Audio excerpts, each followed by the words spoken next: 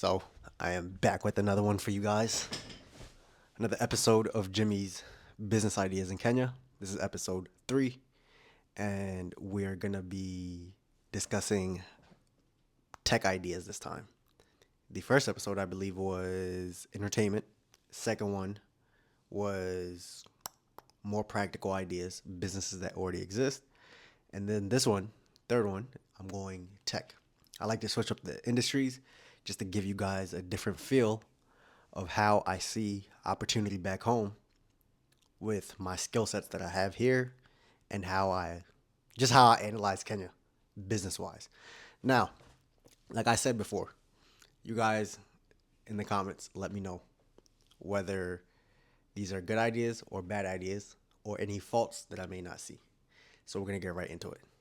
The first tech idea that I would most likely pursue, not most likely, that I could pursue back in Kenya would be first tech idea. I don't know which one I want to give you guys first. Okay, first idea would be job related. Now, I sat at this same desk for a few years, and the reason I'm doing this episode inside is because it's raining, so I don't get my rooftop office. But I sat at this desk for 3 years. And before I sat at this desk, I was at my other desk in my other state for 2 years working from home as well. One thing I came to learn in these 5 total years in tech as a remote engineer was that a majority of the work that tech companies do does not necessarily require their engineers to be onshore. So, what I came to learn, no, not even learn, I worked on like 2 or 3 different tech teams. And on each of those teams, I would have a majority of my coworkers would be offshore employees from India. So I came to ask my manager one day, I was like, how do we end up with all these, what's it called, offshore people? Like, how do we, because it was another company that we were outsourcing to. And we would refer to those employees by that company's name. It wouldn't be by our company's name.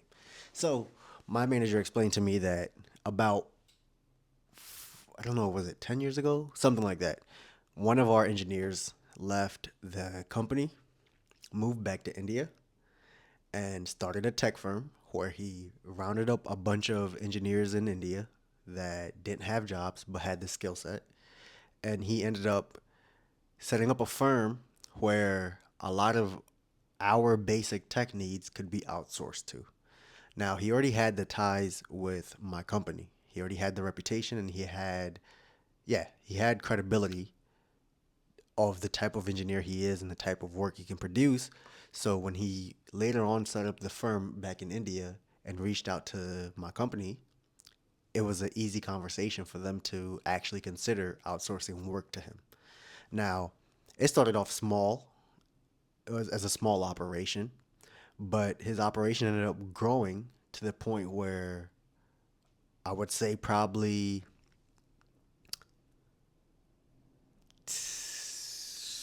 10, 15, maybe 20% of our, no, way more than that.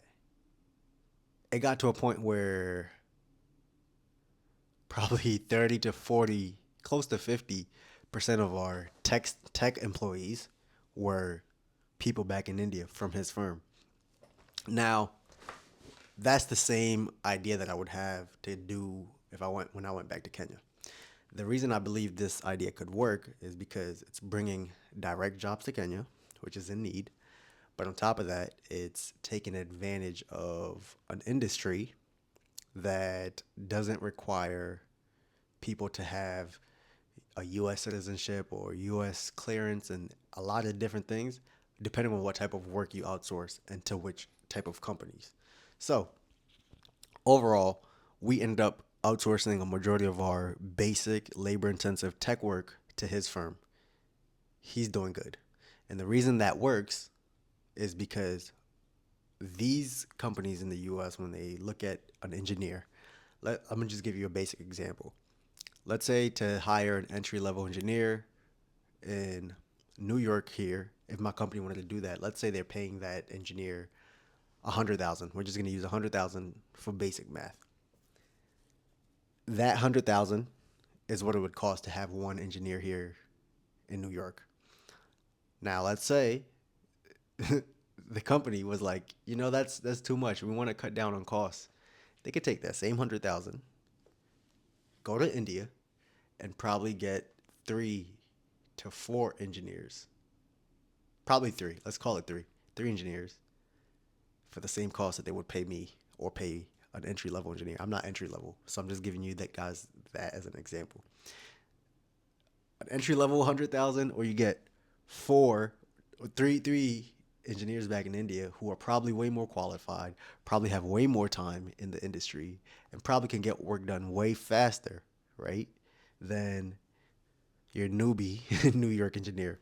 So this is a problem because a lot of tech jobs are going. A lot of different jobs are leaving the US. But I look at it on the perspective of I don't think that's going to stop. The way the world is globally right now, tech is a global industry. It's not reduced to one location. It's not like other positions. So I don't think you can stop that. So my idea is to go to Kenya, take advantage of the what's it called, vast amount of engineers that you could find in the streets of Nairobi and other cities. You'd be surprised. You'd find somebody selling basic home goods on the street, like as a vendor, but that person is a engineer. That person is an architect. That person is you name it, right? So that was my idea. Number one, go to Kenya, establish a tech firm, take advantage of the vast talent around that doesn't have any employment, and start trying to set up ties where work can be outsourced to Kenya. Now, this doesn't even have to just be engineers. When I think about a lot of the type of work that gets outsourced to places like India, it's usually like, what's it called? Customer service things. If you're in the US, you know that's true. Now, in my opinion, a Kenyan accent compared to an Indian accent is a lot easier to understand the type of English that we speak, right? So you could even take advantage of jobs like that. Now we have AI these days, so a lot of those jobs may get automated very soon, but understanding like there's a strong English speaking youths with talent and degrees, a lot of the jobs that are currently going to India can go to places like Kenya. And I'm not sure what the wages wage differences are, but just like they stole those jobs from the US, if you could provide the same service in Kenya and undercut the jobs that are going to India, you'd be good. And at the same time, you would still be out earning a lot of local Kenyan companies that are paying you as an engineer. So that was idea number one. Go back to Kenya, take advantage of the vast talent, whether that's tech talent or just English speaking people who understand business, and set up either call centers or what's it called, tech centers where work can be outsourced. Idea number one. Now, let me drink some water. My mouth gets so dry because these are one take videos. Number two, you have a large agriculture industry, not large in Kenya. There's a lot of agriculture that goes on. We grow a lot of tea, flowers, avocados, different fruits, you name it. We have a pretty robust agriculture sector. However, our agriculture sector runs into a lot of issues where people take advantage of the farmer. So I thought of going into agri-tech, if that's what you would call it, right? In the sense of gathering mass data on, how do I explain this? I want to put the power back into the farmer's hands. I think the only way you could put that power back into the farmer's hands is if you can create a way for farmers to be in unison and go to markets in unison. Let me break that down. When you have, what's it called? Let's say corn or tea farmers, they have to go to the large broker who would essentially set a price based on market of how much they're going to buy per ton or per bushel. I don't know how they, whatever, right? Now, a lot of the times they can price gouge these farmers and lowball them. That farmer has to feed their family based on their crops and the amount that they can fetch from these large brokers that buy in bulk.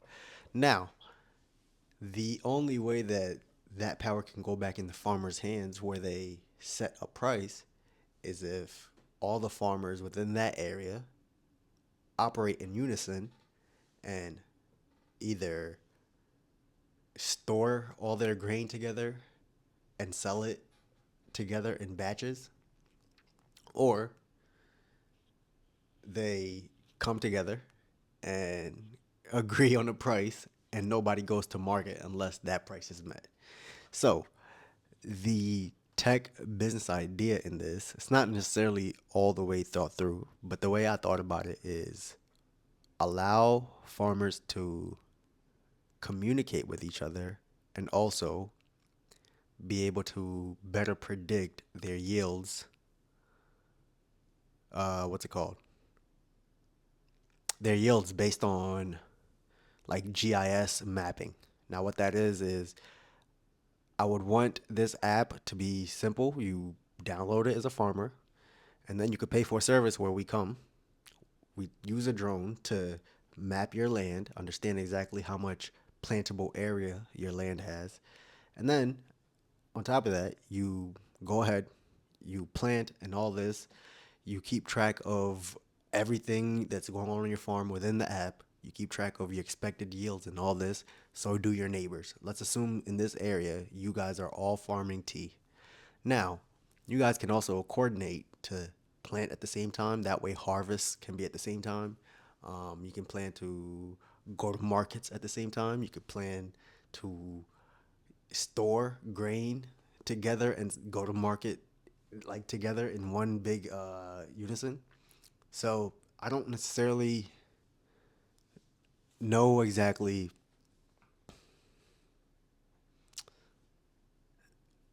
where the opportunity in that is, because at the end of the day, it's there's still these brokers who hold the power. They're the ones who are buying.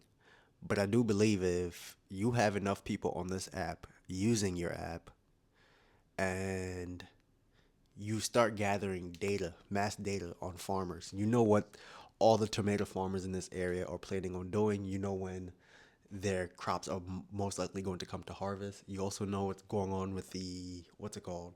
Avocado farmers. You know what's going on with the corn farmers. And you can see all that data. You can start to enter different industries where now you build small processing plants. You can see that, okay, all these farmers have probably 1 million tons ready for harvest in 3 months. But because of how our market is set up, they're only going to be able to, what's it called, sell half of that. Once you have enough data coming in of what's going on in different farming communities, depending on their crop, you can now take advantage of surpluses or take advantage of demands in markets that aren't yet met. So if you see that a market is demanding a lot of onions, but we're not producing enough, and now people are importing from places like Tanzania and neighboring countries like Uganda, where they may be able to grow these crops a lot cheaper. With that data, you can understand exactly how to, I don't know how to explain it. You can see gaps in the market with mass data. You can take advantage of those gaps by either outsourcing farming, like telefarming, to meet those demands, or advising farmers to not go into a crop that has a surplus where you can see that demand won't meet those surpluses, and now take advantage and ask those farmers to, probably farm something else where you can be a guaranteed buyer. You could be like, look, We see in 4 months we're gonna have a lot of tomatoes, but tomatoes won't be as in demand. So we're gonna ask 10% of tomato farmers to not farm tomatoes, and we're gonna pay them to farm this instead because we see that that's gonna be lacking as well in 6 months. So I don't know if you guys understand what I'm trying to say. The app is to let farmers work together. But within farmers working together, you're also collecting mass data on what's going on and understanding what market demands are and what market, what's it called, supply is and all that. And with that type of data, you could do a lot of things. You could enter different industries. You could become a processor. I can see, we have a lot of avocado extras that go to waste because there's no demand. Let me buy that, build an avocado press, and start making avocado oil, process it, and sell it at a higher cost. You guys get the gist. So I'm going to summarize both businesses. Number one, bring jobs to Kenya, whether that's call centers or engineers where these people can be outsourced. And I think the startup costs for that business would be pretty low because it's a matter of getting a good office and probably getting, what's it called, good computers and screens. I would say to set up every engineer, you could probably end up spending 1,000 to 2,000 on desk, screen, and a laptop that's up to date and has enough RAM and stuff for you to actually outsource engineers. So like, let's assume I want to start off small and I want to have an operation of 30 people that can be outsourced, whether those are engineers or those are people at a call center. Renting the space and then buying 30 desks and 30 laptops and all this, you could probably start up a business like that with like 30 to 50K USD. So it would be a feasible business to start, but at the same time, you would have to have those things in place and those connections in place. Otherwise, you just have a bunch of tech equipment that is going to waste and not being in use. So that was business number one, outsource work, whether that's call centers or tech engineers. And then business number two would be an app that allows farmers to act in accordance with one another and be the be the anchors in the market, be the market movers, and they decide whether they're going to take their crops or not, whether they're going to sell at this price or not, so they're not being gouged and taken advantage of by large brokers who come and buy and lowball these farmers. Both businesses. You guys let me know in the comment section whether you think both are good, one is good, or two is good. Again, one is jobs, two is agriculture, agritech. I love you guys. I hope you guys enjoyed the scenery. Like I said, it has been raining all day. So we are stuck to recording inside. I'll see you guys on the next episode. Bye.